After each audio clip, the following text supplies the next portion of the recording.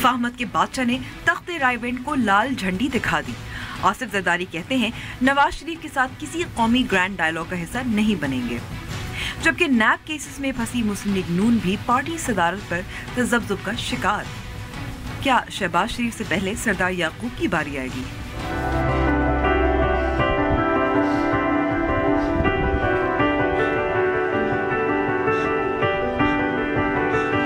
Gold pack سر کرنے والی پہلی پاکستانی خاتون کو بہما نے اپنی کامیابی ملکی خواتین کے نام کر دی، اور حکمرانوں کی نااہلی دنیا کے امن کو یرغمال بنا رہی ہے۔ السلام علیکم and welcome to news wise, میں ہوں عنبر شمسی۔ سیاست کے کھلاڑی موجودہ ملکی سیاسی حالات میں کھل کر کھیلنے لگے۔ اس کا اندازہ سابق صدر آصف علی زرداری کے بیان سے لگایا جا سکتا ہے، جب انہوں نے نواز شریف کے ساتھ کسی بھی گرینڈ ڈائلاگ کا حصہ نہ بنتے ہوئے لال جھنڈی دکھا دی۔ مفاہمت کے بادشاہ نے تو رائیونڈ کے شہنشاہ کو اکیلا چھوڑ دیا۔ لاہور میں بلاول ہاؤس میں پیپلز پارٹی کے کچھ مرکزی رہنماؤں سے بات کرتے ہوئے آصف علی زرداری نے کہا کہ وہ میاں نواز شریف سے رابطہ بھی کرنے میں دلچسپی نہیں رکھتے، کیونکہ وہ صرف اپنے سیاسی کیریئر کو بچانے کے لیے اب اقتدار سے باہر گرینڈ ڈائلاگ کی باتیں کر رہے ہیں۔ کچھ روز قبل بلاول بھٹو نے بھی اسی قسم کی بات کی تھی، تاہم نون لیگ کے رہنما خواجہ سعد رفیق نے تو کہا تھا کہ آصف زرداری عقل مند ہیں اور بلاول کو اپنے والد سے مشورہ کر لینا چاہیے، لیکن ایسا لگ رہا ہے کہ بلاول بھٹو اور آصف زرداری ایک ہی پیج پر ہیں۔ تو کیا وزرائے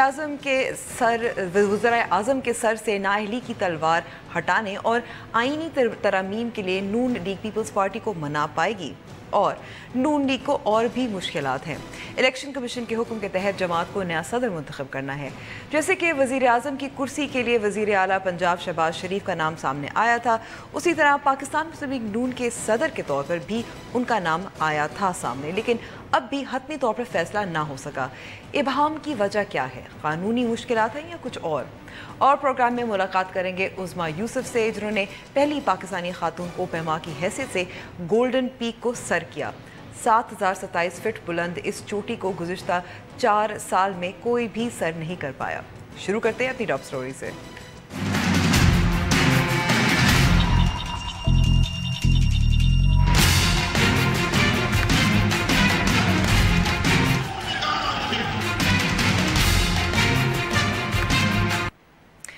ان تمام معاملات پر بات کرنے کے لیے ہمارے ساتھ موجود ہیں شیلا رضا صاحبہ، جو جن کا تعلق پیپلز پارٹی سے ہے اور ڈپٹی اسپیکر سندھ اسمبلی ہیں، اور پاکستان مسلم لیگ نون کی رہنما عظمیٰ بخاری صاحبہ۔ آپ دونوں کا بہت بہت شکریہ وقت دینے کا۔ شیلا صاحبہ، سب سے پہلے سوال تو آپ سے ہے کہ کیا پیپلز پارٹی کی جو مفاہمت کی سیاست تھی، ایک نیریٹو تھا، وہ ختم ہو گیا؟ کب ختم ہوا؟ ہم مفاہمت کی سیاست پر یقین رکھتے اور رکھتے رہیں گے، لیکن مفاہمت کی سیاست ہم جب کرتے ہیں جب پاکستان میں آئین کو خطرہ ہو، جب پاکستان میں جمہوریت کو خطرہ ہو۔ جمہوریت کو خطرہ نہیں ہے اور پارلیمانی پالیٹکس کو خطرہ نہیں ہے، اور وزیر اعظم صاحب کے اوپر جو مسئلہ تھا سابق، ان کی جگہ نئے وزیر اعظم اپنی بہت بڑی کیبنٹ کے ساتھ دوبارہ آ گئے ہیں اور انجام دے رہے ہیں اور اپنا کام انجام دے رہے ہیں، تو میں نہیں سمجھتی کہ ہمیں کوئی ایسی بات ہے، کوئی لشکر کشی نہیں ہوئی ہے، اور عدلیہ کے ذریعے ایک لمبا ٹائم دے کر اور قانون کے سہارے یہ سارا کام ہوا ہے۔ لیکن شیلا صاحبہ اگر پاکستان نون کہہ رہی ہے کہ آئینی ترامیم ایسے لانی چاہیے تاکہ وزرائے اعظم جو ہیں ان کو ہٹایا نہ جائے، نااہل نہ دیا جائے، تو یہ تو سب کے فائدے میں نہیں ہے۔ جی، آئینی ترامیم جہاں پہ ضرورت ہے بالکل ہونی چاہیے، ہمارا آئین ایک لائیو ڈاکیومنٹ ہے، لیکن یہ بات اس وقت کیوں نہیں سمجھ آئی جب 18ویں ترمیم ہو رہی تھی کہ ضیاء نے جو 62-63 میں ایک بد نیتی کے ساتھ امینڈمنٹس کی تھیں وہ صحیح نہیں تھیں، اور اس کے انجینئرنگ کی جا رہی تھی اس سے سیاستدانوں کے ساتھ، تو 62-63 کو 18ویں ترمیم کے وقت میاں صاحب کی جماعت نے کہا کہ ہم بیٹھیں گے نہیں اگر اسے چھوا گیا، تو ہم تو کہتے رہے لیکن ہم ان لوگوں میں سے نہیں ہیں جو مقدمے بنائیں، لوگوں کو 11 سال جیل میں رکھیں، زبان کاٹیں، ججز کو فون کریں اور پھر بعد میں ایک کتاب لکھوائیں اور کہیں کہ ہم پہ اسٹیبلشمنٹ کا دباؤ تھا، اور اس کے باوجود بھی عدالتیں ہمیں بری کرتے ہیں تو کہتے رہیں کہ جی یہ تو کرپٹ ہیں. اپنے ایسے لوگ مشاہد اللہ خان جیسے لوگ اتاریں جو کہیں جی پیپلز پارٹی کرپشن کی بات کرتی ہے. آج جو ہے وہ خواجہ سعد رفیق کو سمجھدار لگ رہے ہیں، کل تک جو ہیں وہ اچھا شہلا صاحبہ، پاکستان مسلم لیگ نون سے غلطی ہوگی، ان کو بہت بری طرح احساس ہو رہا ہے، تو اب کیا 62-63 کو امینڈ کرنے میں، بدلنے میں، ہٹانے میں کیا آپ اتفاق کرتے ہیں، کرنا چاہیں گے یا نہیں؟ ہاں ہم کرتے ہیں، لیکن یہ وقت مناسب نہیں ہے.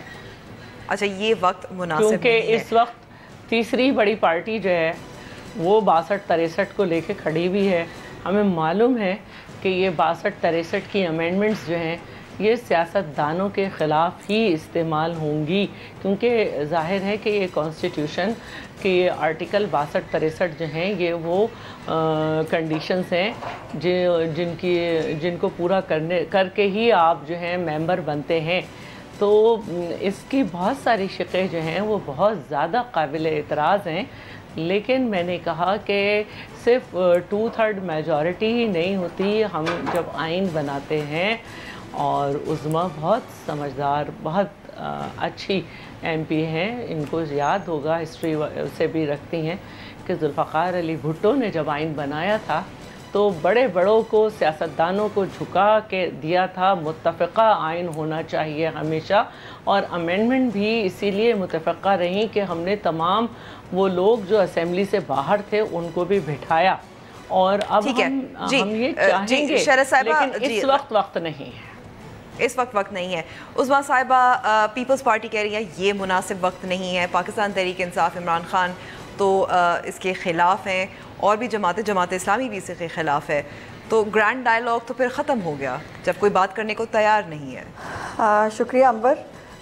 دیکھیے میری گزارش یہ ہے کہ ایک طرف تو آپ اپنے ملک کی سیاسی جو تاریخ ہے اس کو اگر آپ سامنے مد نظر رکھیں، اور پیپلز پارٹی جو ہے جو ہمیشہ پارلیمنٹ کی اور ڈیموکریسی کی جو ہے وہ علم بردار اپنے آپ کو کہتی ہے، اور ان تمام جو یہ مسائل گزرے وزرائے اعظم کو، اس کا زیادہ شکار پیپلز پارٹی ہوئی اور پی ایم ایل این ہوئی، بیکاز ان کو ہی 2-3 دفعہ موقع ملا. اب یہ کہنا کہ ہم معصوم تھے باقی سب غلط تھے، غلطیاں دونوں طرف سے ہوئی تھیں، تبھی معافی بھی مانگی گئی، مساق جمہوریت بھی ہوا، ایک دوسرے کی گورنمنٹس گرانے کے اوپر جو ہے وہ کوششیں بھی کی گئیں، جو ہے وہ ابھی زیادہ دور نہیں جاتے، گورنر راج بھی لگا تھا پچھلے دور کے اندر پنجاب کے اندر. سو یہ دیکھیے یہ تمام چیزیں جو کہتے ہیں مساق جمہوریت جو ہے وہ پی ایم ایل این نے صرف اس کا لحاظ نہیں کیا، ایسے نہیں ہے. لیکن میں سمجھتی ہوں کہ اس وقت پی ایم ایل این کی بات نہیں ہے، اس وقت ملک کی بات ہے.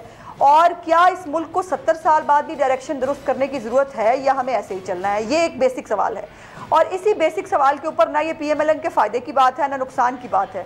لیکن مجھے افسوس یہ ہے کہ اس وقت جو ہے وہ تمام پولیٹیکل پارٹیز جو پارلیمنٹ کی بات کرتی ہیں، جمہوریت کی بات کرتی ہیں، اسپیشلی پیپلز پارٹی، وہ اس اہم ایشو کے اوپر جس پہ ان کو خود بہت ذکر پہنچی ہوئی ہے، اس کے اوپر بھی وہ ان کے پاس ٹائم نہیں ہے. اور وہ ٹائم اس لیے نہیں ہے کہ وہ بھی وہ یہ سمجھتے ہیں کہ وہ جو بغض معاویہ ہوتا ہے اس کے اندر جو ہے وہ اس کو جو ہے وہ رکھا جائے. لیکن میں سمجھتی ہوں کہ گرینڈ ڈائیلاگ کی جو بات نواز شریف صاحب نے کی وہ یقیناً اسی لیے ہے کہ کانسٹیٹیوشن کے اندر تمام پولیٹیکل پارٹیز کو آن بورڈ لے کر جو ہے وہ امینڈمنٹس کرنی چاہیے. سینس بھی ڈیموکریسی کی یہ ہے، اور کانسٹیٹیوشن کے اندر امینڈمنٹ کرنا سارے پولیٹیکل پارٹیز کو آن بورڈ ہونا چاہیے. پہلے کیا ہوا، پیچھے کسی نے کیا کیا، وہ دونوں کی بڑی بٹر ریالٹیز ہیں. جو میرا خیال ہے جو میں کہنا چاہ رہی ہوں اسی لیے کہ اس سے اب آگے اب تانے دینا، اب وہ جو ہے وپسیاں کسنا، وہ بات نہیں ہے. بات یہ ہے کہ ملک کے فائدے میں کیا ہے. کیا ہمیں سویلین بالادستی کے لیے لڑنا ہے؟ بالکل لڑنا ہے. کیا ہمیں اداروں کو ادارہ کار میں رہنا ہوگا؟ یس رہنا ہوگا. شہلا صاحبہ موقع ملے گا، لیکن ہمیں لینا ہے چھوٹی سی بریک. اس کے بعد ہم گفتگو جاری رکھیں گے.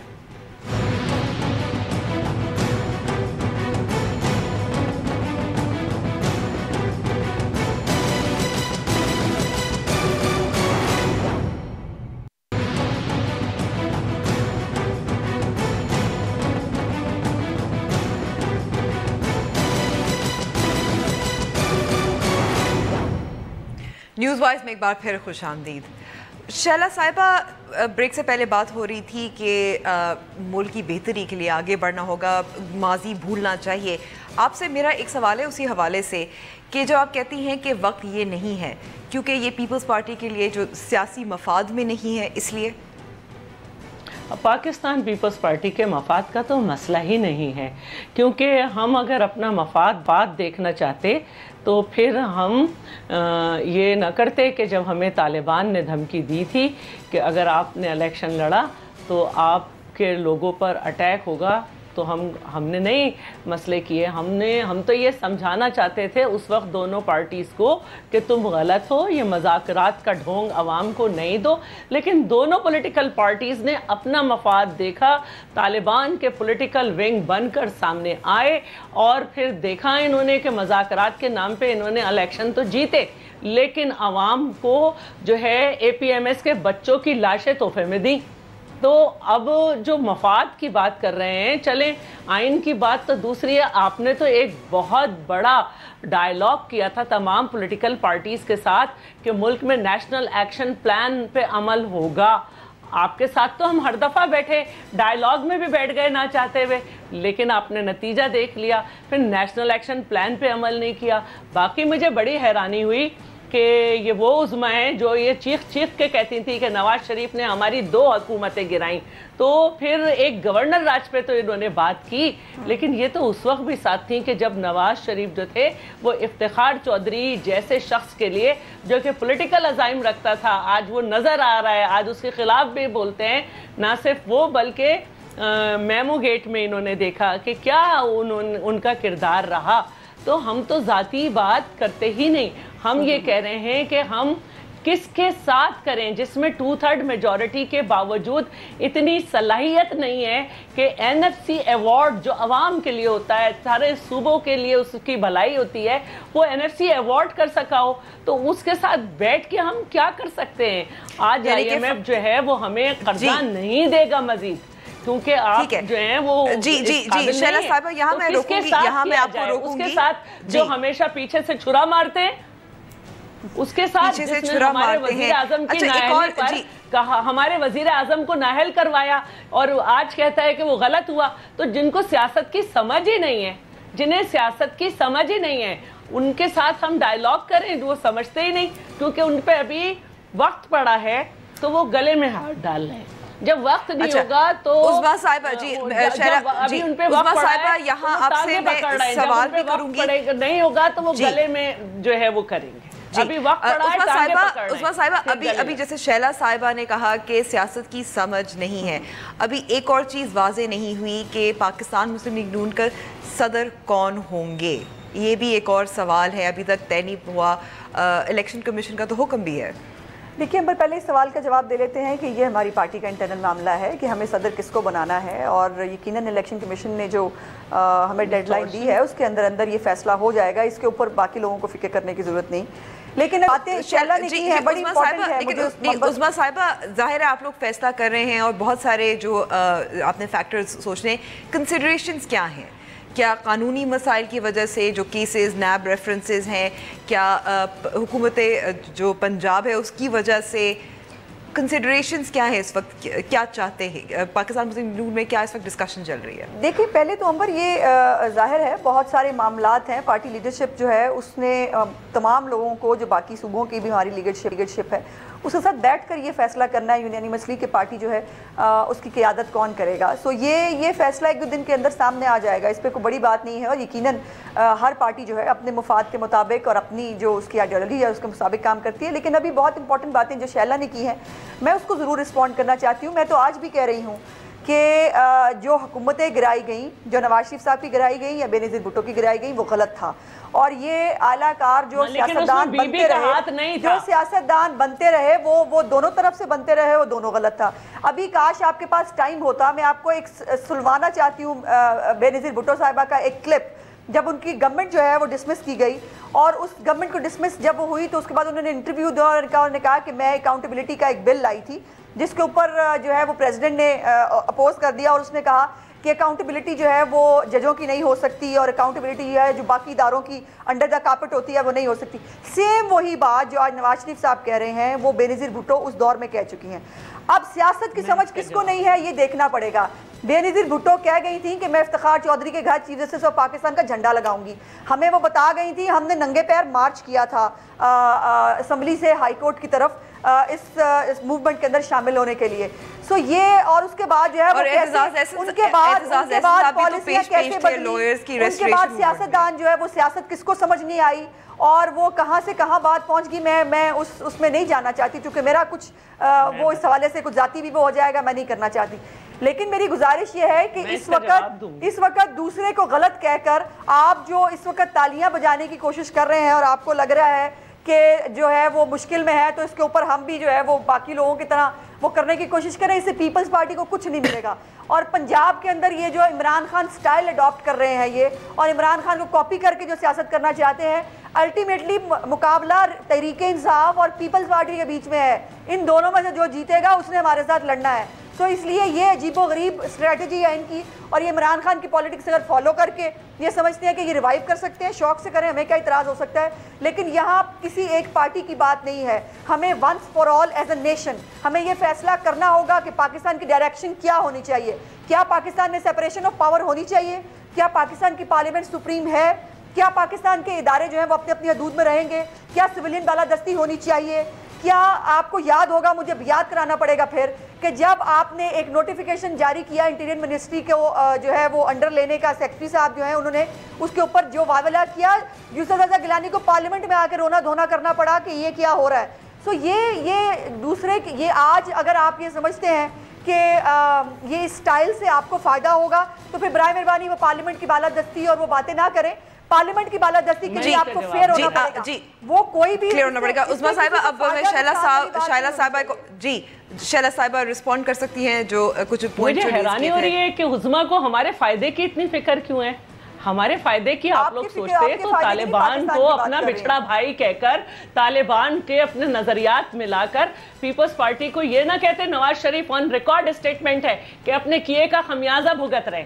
ہمارے فائدے کو نہیں سوچو پلیز. اگر آپ ہمارا فائدہ, یا پھر اس کے بعد آپ نے دوسرا لفظ کہا کہ پارلیمنٹ کی سپرمیسی, اگر یوسف رضا گیلانی پارلیمنٹ میں آ کے روئے تھے تو پارلیمنٹ میں آئے تھے. آپ سے یہ کہا تھا کہ اپنی داڑھی دوسروں کے ہاتھ میں نہیں دو, پارلیمنٹ. ابھی سن لو, میں نے آپ کی بات میں نہیں بولا.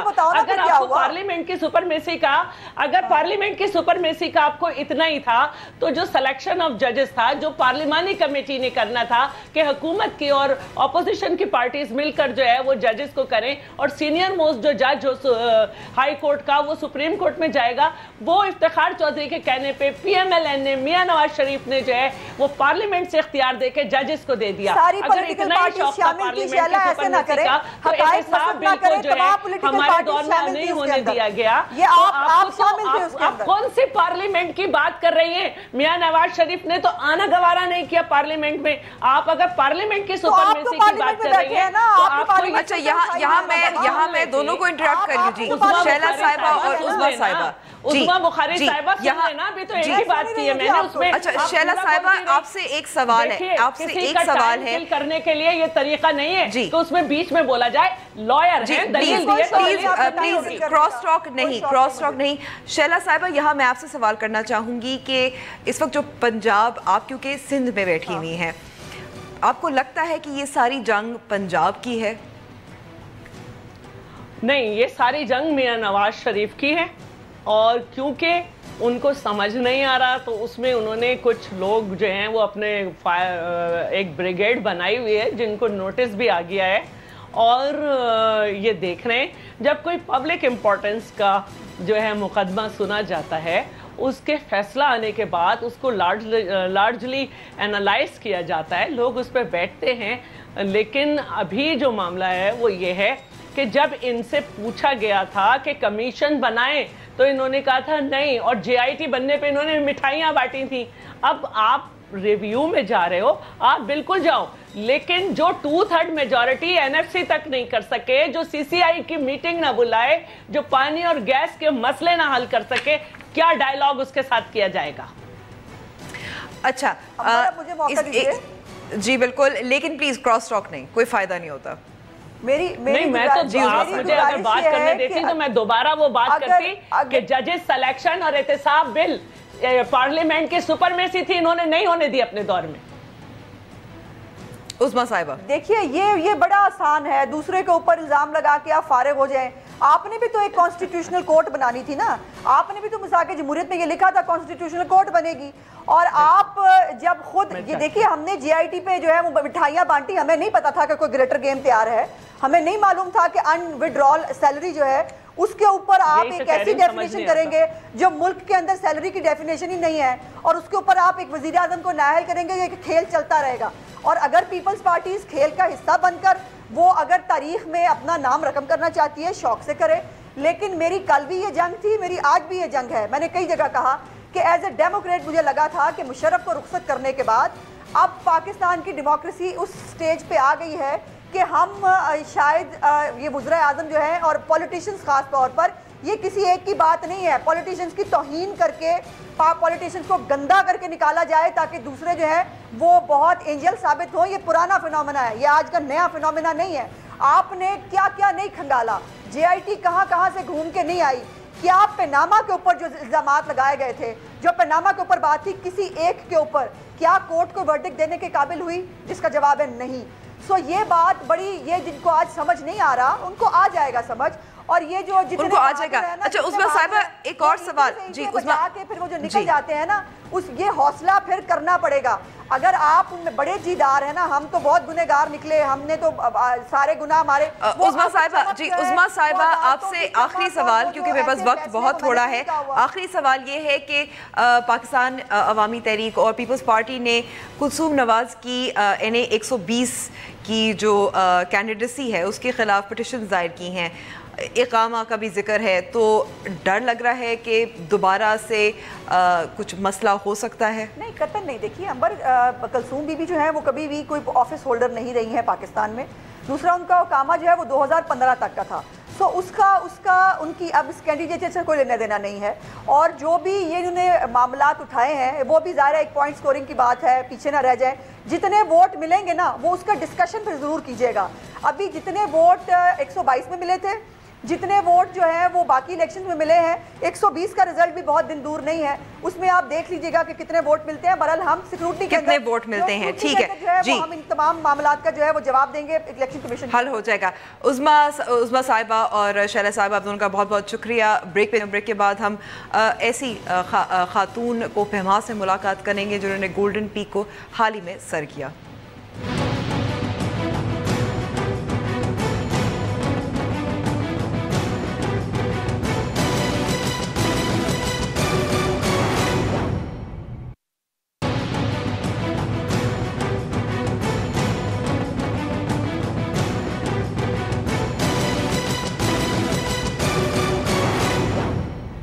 نیوز وائز میں ایک بار پھر خوش آمدید. پاکستانی خاتون کو پہما عظمیٰ یوسف نے ملک کے شمالی علاقہ جات گلگت بلتستان میں واقع 7000 میٹر بلند چوٹی سپانٹک کو, جسے گولڈ پیک بھی کہا جاتا ہے, سر کر کے اس کامیابی کو پاکستانی خواتین کے نام کیا ہے.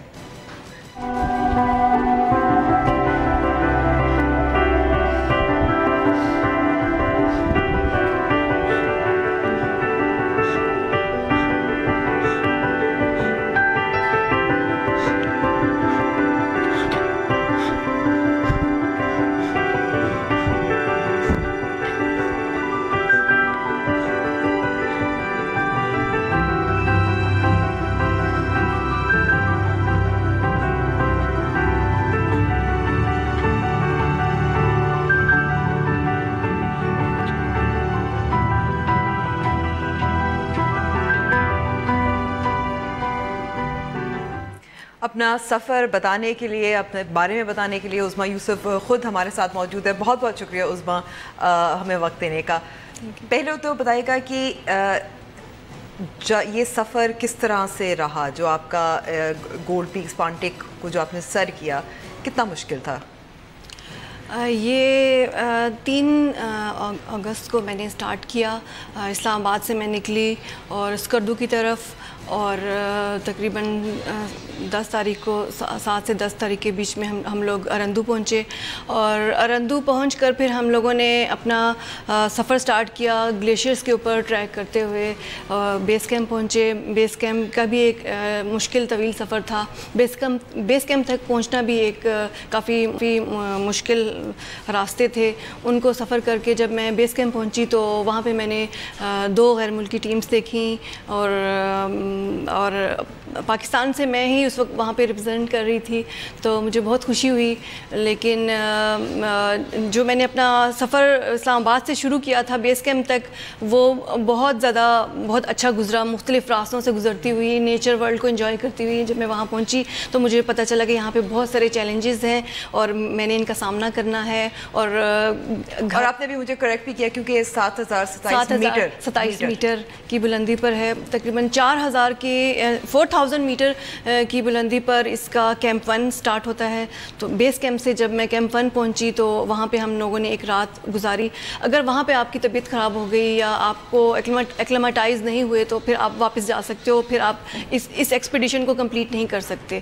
تو اللہ کا شکر ہے کہ میں نے وہاں پہ صحیح طرح سے ایکلیمیٹائز ہوئی, اور پھر اس کے بعد ہم لوگوں نے بیس کیمپ واپس آئے, اور پھر میں نے اپنے باقی کیمپس کو کمپلیٹ کیا, کیمپ 2 اور کیمپ 3. اچھا, جب چوٹی پر پہنچتے ہیں اور آپ کو احساس ہوتا ہے کہ جو میں گول تھا وہ میں نے مکمل کر لیا, میں پہنچ گئی ہوں, آپ کو نظارہ, تو اس وقت کیا ڈسکرائب کر سکتے ہیں, آپ کے جذبات کیا تھے, کیا نظر آ رہا تھا, وقت کیا تھا اس وقت جب ہم لوگوں نے سٹارٹ کیا تھا سمٹ کرنے کے لیے؟ تو وہ رات کے وقت سٹارٹ کیا تھا. کافی ٹھنڈ بھی تھی, اور پوری رات جب اوپر چڑھتے ہوئے کلائم کرتے ہوئے گزر گئی, اور ہمارے سامنے صبح سورج طلوع ہوا اور سارے سٹارز اور وغیرہ ستارے وہ بجھنا شروع ہوئے اور دن طلوع ہونا شروع ہوا, تو ہم سمٹ کی طرف بہت قریب پہنچ چکے تھے.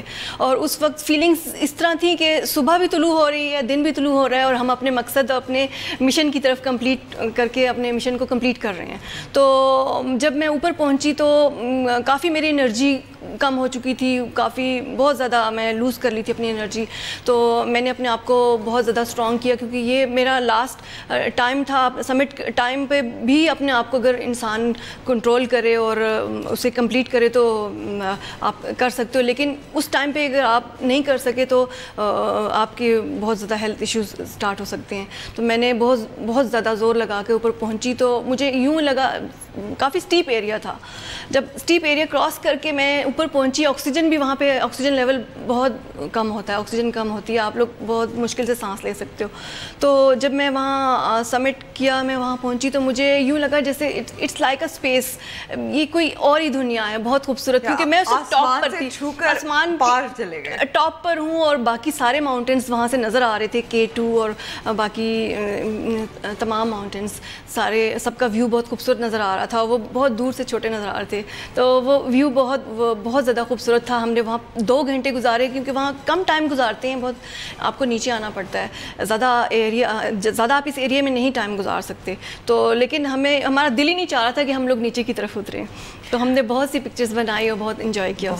لیکن بہت کم خواتین کو پہما ہوتی ہیں. مشکلات کیا ہیں خواتین کے لیے اس شعبے میں, اس فیلڈ میں کیا چیلنجز ہوتے ہیں اگر کوئی کرنا چاہے تو؟ اگر آپ کرنے کے لیے آئے ہو تو آپ کو سب سے پہلے اپنے آپ کو مینٹلی اور فزیکلی اسٹرانگ رکھنا ہے, اور اپنے آپ کو تیار رکھنا ہے کہ ان تمام ایز اے فیمیل آپ کو بہت ساری پرابلمس, ہیلتھ کے ایشوز سے اور باقی اپنی فیملی سے دور, اور ایک ایسے ماحول میں میلز کے ساتھ آپ نے رہنا ہے, اور آپ اس وقت آپ فیمیل نہیں ہو, آپ climber who.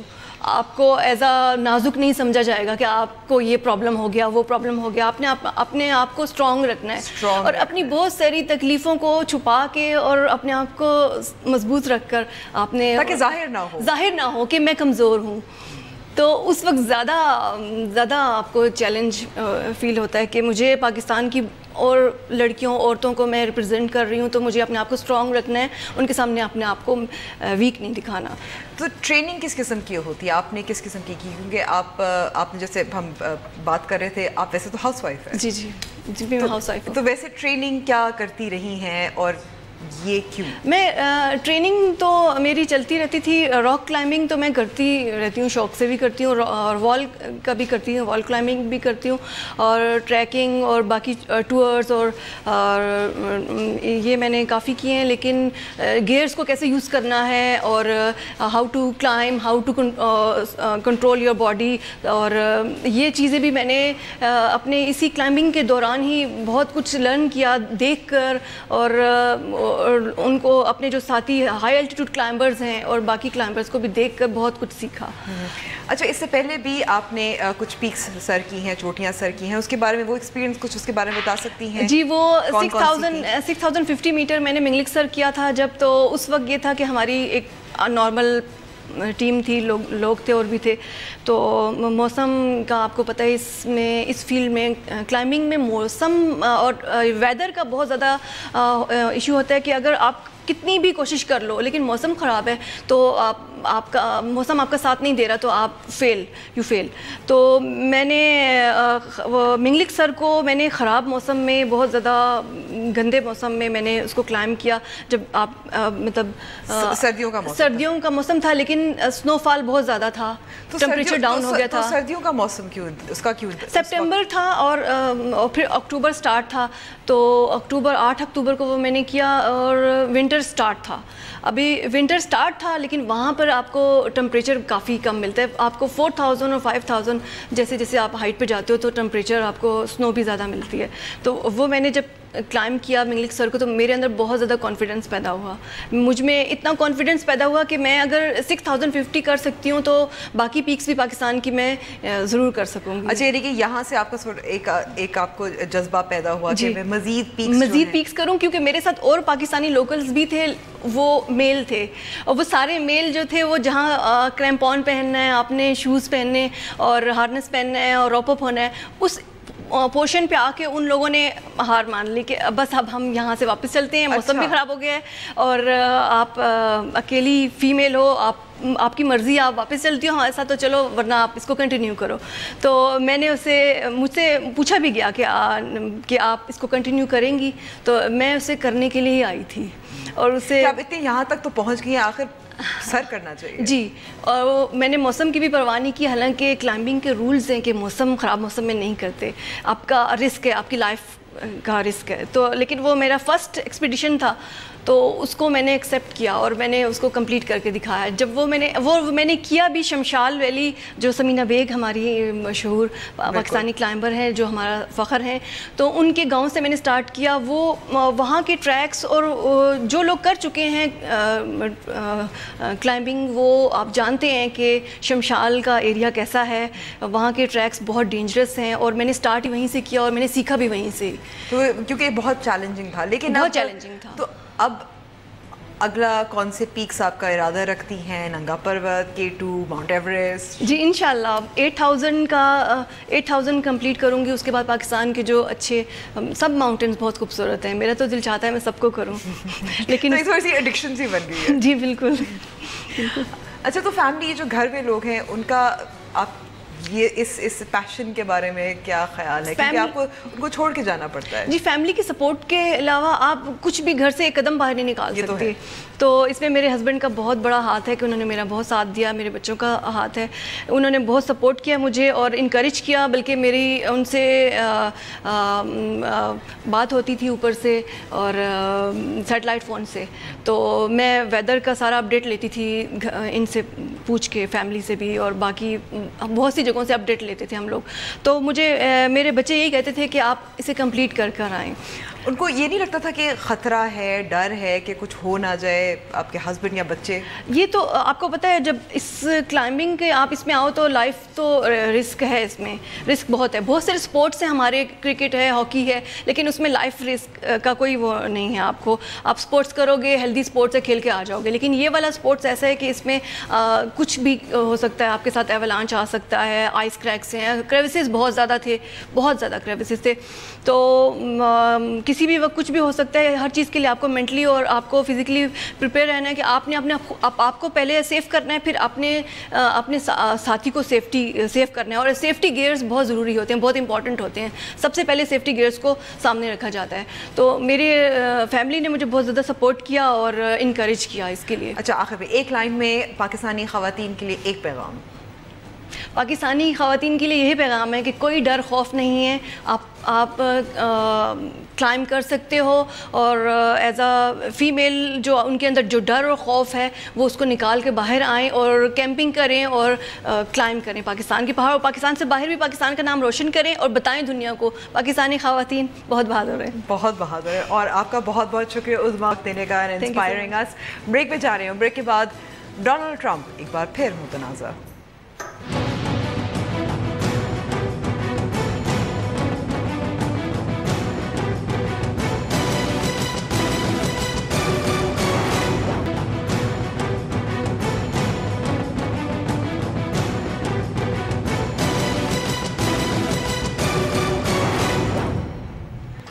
Welcome back to the show. America में सफ़ेद फाम नस्ल परस्त, भारत में हिंदू इंतहा पसंद और यूरोप में कौम परस्त ग्रुपों के हाथों दुनिया का अमन यरगमाल बन रहा है। और इन ग्रुपों को कुछ तक़वियत देता है तो वो अवामी लीडर हैं जो इन ग्रुपों की मज़म्मत करने में हिचकिचाते हैं। अमरीकी सदर डोनाल्ड ट्रंप को नस्ल परस्तों की मज़म्मत ना करने पर शदीद तनकीद का निशाना बनाया जा रहा है। गुज़श्ता हफ्ते रियासत वर्जीनिया में सफ़ेद फाम नस्ल परस्तों की रैली के मौके पर शहर में तशद्दुद और हंगामा आराई के दौरान एक खातून हलाक और 19 दीगर अफराद जख्मी हो गए थे। सदर डोनाल्ड ट्रंप ने नस्ल परस्तों की खुलकर तनकीद करने के बजाय रैली में हर तरफ से तशद्दुद की मज़म्मत की है। And nobody wants to say that, but I'll say it right now. You had a group on the other side that came charging in without a permit, and they were very, very violent. America के शहर शार्लेट्सविल में उस वक्त नस्ली हंगामों का आगाज हुआ जब दाएं बाजू के नजरियात के हामिल अफराद ने एहतजाजी मार्च का एहतमाम किया। मार्च का मकसद जनरल रॉबर्ट ई ली के एक मुजस्मे को हटाने के खिलाफ एहतजाज करना था। जनरल रॉबर्ट ई ली अमरीकी खाना जंगी के दौरान गुलामी की हिमायत करने वाली तंजीम के रहनुमा थे। अमेरिका की बेशतर रियासतों ने अवामी मकामात से गुलामी की हिमायत में लड़ने वालों के मुजस्मे हटाने का फैसला किया है। अमेरिका के तज्ज़ियाकारों का ख्याल है कि सदर को नस्ल परस्तों की नफरत पर मबनी मार्च की पुरजोर मजम्मत करनी चाहिए थी, लेकिन बात अगर शिद्दत पसंदों की पुरजोर मजम्मत की हो तो हमारे सियासी लीडर भी कुछ डोनाल्ड ट्रंप जैसे ही हैं। गवर्नर पंजाब सलमान तहसीर का कातिल हो या मजहब के नाम पर नफरत अंगेज और तशद्दुद पर उकसाने वाली तकारीर, एक दूसरे को ताने देने में पेश सियासतदान इन ग्रुपों की मजम्मत में टाल मटोल से काम लेना पसंद करते हैं। इनकी मजम्मत तो दूर की बात, साबिक वजीर दाखिला ने तो कलादम जमात के लीडर से मुलाकात पर किसी किस्म की नादामी का इजहार करने के बजाय मुलाकात की जायज वजूहात तलाश करते रहे। तूफान खड़ा हुआ है चंद लोगों में, हर तरफ से नहीं, मैं बिल्कुल नहीं करता, मगर जब पीपल्स पार्टी करे बावजूद इसके कि उनका कौन सा लीडर है जो प्रिस्क्राइब्ड ऑर्गेनाइजेशन से अपने दौर में नहीं मिला। शायद ये अवामी लीडर की नाअहली है जो आज दुनिया भर में शिद्दत पसंदी और नस्ल परस्ती एक बार फिर जड़ पकड़ती जा रही है। न्यूज़ वाइज का वक्त अब खत्म हुआ। उम्मीद करती हूँ प्रोग्राम आपको पसंद आया होगा। हमसे राब्ता करना चाहें तो हमारा फेसबुक पेज और ट्विटर हैंडल हाजिर है। जाने से पहले कवाली के बेताज बादशाह और पाकिस्तान की पहचान बनने वाले नुसरत फतेह अली खान की आज 20वीं बरसी है। आज भी उनकी कवालियाँ और गीतों की हुक्मरानी है। प्रोग्राम के आखिर में हम उनको खिराज अक़ीदत पेश करते हैं। मुझे इजाज़त दीजिए, खुदा हाफ़िज़।